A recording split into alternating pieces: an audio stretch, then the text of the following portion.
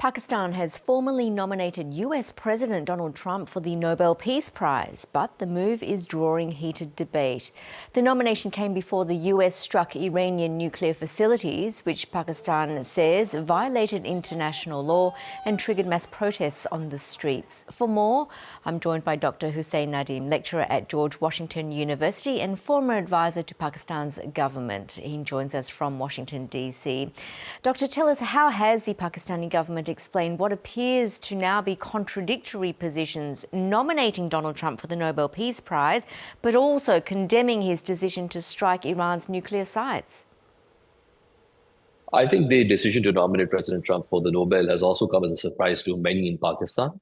So I think the motives behind and the context is very important to understand. One, what we have right now in Pakistan is a military regime, which is very evident now because in the recent meeting of President Trump over lunch, President Trump did not invite the Prime Minister of Pakistan or the President of Pakistan and nobody from the civilian government. Instead, the Army Chief of Pakistan was present at the invitation of President Trump, which was kind of like an endorsement from the United States government on the military rule in Pakistan.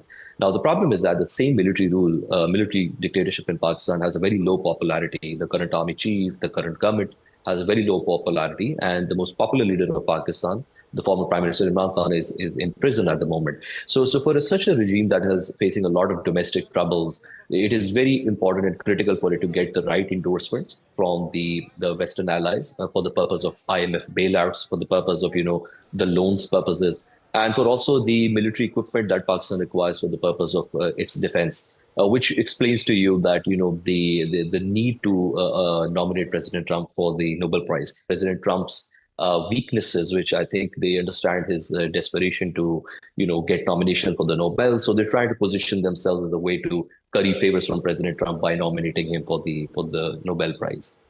Well, at the NATO summit in The Hague this week, Donald Trump repeated a claim that he brokered the ceasefire between Pakistan and India in May. But Indian Prime Minister Narendra Modi has reportedly told Mr. Trump there was no US mediation. How did the ceasefire come about?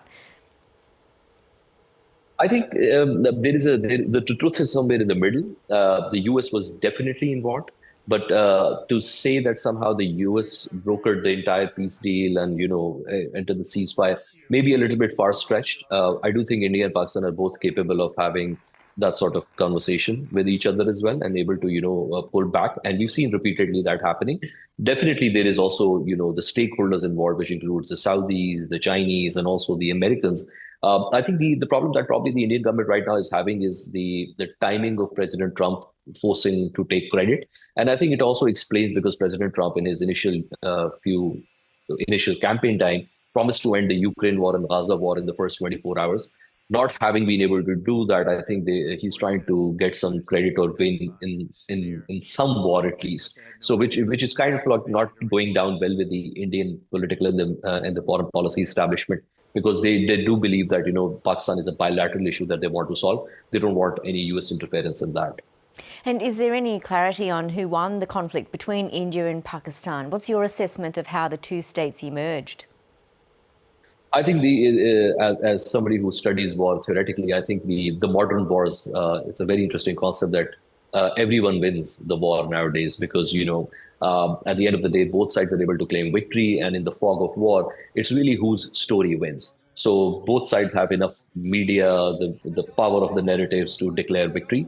But at the same time, I think it's very important to understand in terms of the fate of war is really not decided on the battlefield, but what kind of states eventually emerge out of the wars. And if you look at Pakistan at the moment, almost 7 days a week into after the war, the Army Chief of Pakistan declared himself as the Field Marshal, and officially there is a military rule in Pakistan at the moment. So Pakistan has taken a very different track after the whole war, and there is a lot of military entrenchment in politics, economy, and everything.